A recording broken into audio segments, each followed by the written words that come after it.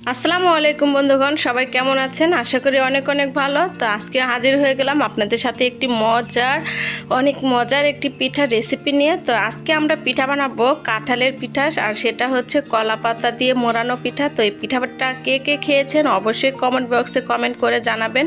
তো এই যে প্রথমে আমার শাশুড়ি মা এই কাঁঠালগুলোকে চেলে নিয়েছে একটা ছাঁকনিতে। তো চালার পর এই যে চিনি দিয়ে মিশিয়ে নিতে হবে, আর চিনিটা গলানোর জন্য আগেই তাল আর চিনি একসাথে মিশিয়ে দিয়ে দিল। তো এরপরে যে শ্বশুর আব্বা আসছে কলা পাতা কাটার জন্য। তো কলা পাতায় মুড়ি এই পিঠাটা বানানো হয়, আর এই বিশেষ করে এই পিঠাটা আমার শ্বশুর আব্বার বেশি পছন্দ। তো এর জন্য আজকে বানানো হচ্ছে শ্বশুর আব্বার আবদারে। তো এই যে দুটো কলা পাতা নিয়ে আমরা এখন চলে যাচ্ছি। পিঠা কিন্তু খেতে অনেক মজা, যে কোনো পিঠাই হোক খেতে কিন্তু খুবই মজা হয়, কিন্তু তৈরি করতে খুব কষ্ট হয়। তৈরি করতে দেরি হলো, পিঠা বানিয়ে খেতে কিন্তু দেরি হয় না, শেষ হয়ে যায় খুব তাড়াতাড়ি।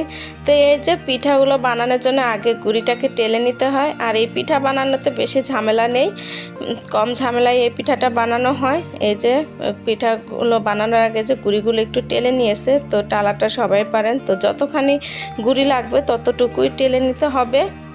তো এই যে গুঁড়িগুলো সবগুলো টেলে নিচ্ছে। তো এরপরে এই গুঁড়ি দিয়ে আর কাঁঠালের ওই চিনি দেওয়া যে কাঁঠালের রসটা ছিল সেটার মধ্যে দিয়ে এখন মাখিয়ে নেবে। তো এই পিঠাটা কিন্তু আমি আগে কখনো খাইনি। তো তাল দিয়ে পিঠা খেয়েছি কলা পাতায়, কিন্তু কাঁঠালের কলা পাতায় এই পিঠাটা খাইনি। তো আমার শ্বশুর বাড়ি আসার পরে আমি পিঠাটা প্রথম খাই। তবে এই পিঠাটা কিন্তু খেতে ভালোই লাগে, গরম গরম খেতে কিন্তু এক মজা, আর ঠান্ডা হয়ে গেলে আরেক মজা। এই পিঠাটা আসলে ভিন্ন রকম স্বাদ হয়, দুই রকম স্বাদ হয়, গরম গরম এক স্বাদ, আর পিঠা তারপরের দিন সকালে আরেক স্বাদ লাগে। তো যাই হোক, পিঠা কিন্তু খেতে দারুণ লাগে। তো এই যে এইভাবে করে দিয়ে তারপরে যে কলা পাতায় দিয়ে এইভাবে চেপে দিতে হবে, বেশি চাপা দেওয়া যাবে না, বেশি চাপ দিলে কিন্তু পাতার সাথে পিঠাটা আটকে যাবে, তখন কিন্তু আর হওয়ার পরে আর এটা বের হবে না, তো পাতার সাথে আটকে থাকবে। তো আর এই যে আমার বাবা আর আমার মা বসে আছে পিঠা খাওয়ার জন্য, আর পিঠা বানাইছেও ওনারা একটা পেয়ারা পাতার মধ্যে পিঠা বানাইছে, কলা পাতায় বানাইতে চাইছিল, তো সেটা বানাইতে পারে নাই। তো ওনারা বানাইছে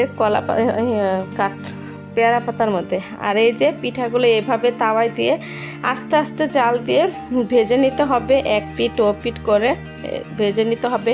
আর পিঠাটা বানানোর সময় ভাজার সময় কিন্তু একটু সাবধানে ভাজতে হবে, যাতে পুড়ে না যায়, পুড়ে গেলে কিন্তু তিতা লাগবে। আর পিঠাটায় যে যেমন চিনি খেতে পছন্দ করেন ঠিক সেই পরিমাণেই মিষ্টি দেবেন, আর একটু লবণ দেবেন। যে কোনো জিনিসে লবণটা দিলে কিন্তু স্বাদটা বেড়ে যায়, আর মিষ্টিটাও গাঢ় হয়। আর লবণ না দিলে কিন্তু মিষ্টিটা একটু পানসে পানসে লাগে।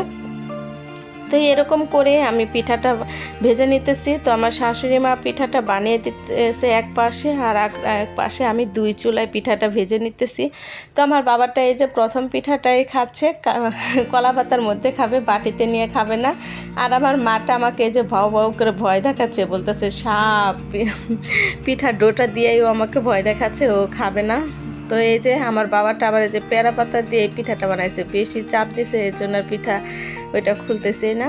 আর এই হচ্ছে এই যে পিঠা। আর এই পিঠা বানানোর সময় যদি আপনার মনে হয় যে ভাজাটা ভালো হয় না, কিন্তু পাতাটা পুড়ে গেছে, তাহলে আবার এই যে এরকম করে একটু ভেজে নিতে পারেন। তো এই পিঠাটা আমাদের গাজীপুরে কিন্তু অনেকেই খায়, যারা আগেকার দিনের মানুষ আছে কিন্তু তারা কিন্তু খায়, আর এখনকার জেনারেশনে অনেকেই খায় আবার অনেকেই খায় না, এতটা আমি জানি না। তবে যাই হোক, পিঠাগুলো কিন্তু খেতে খুব দারুণ ছিল। তো আপনারা অবশ্যই যাদের বাড়ির কাছে কলা পাতা গাছ আছে, তো তারা এই পিঠাটা বানিয়ে দেখবেন, খেতে কিন্তু দারুণ লাগবে। সবাই ভালো থাকবেন, সুস্থ থাকবেন, আল্লাহ হাফেজ।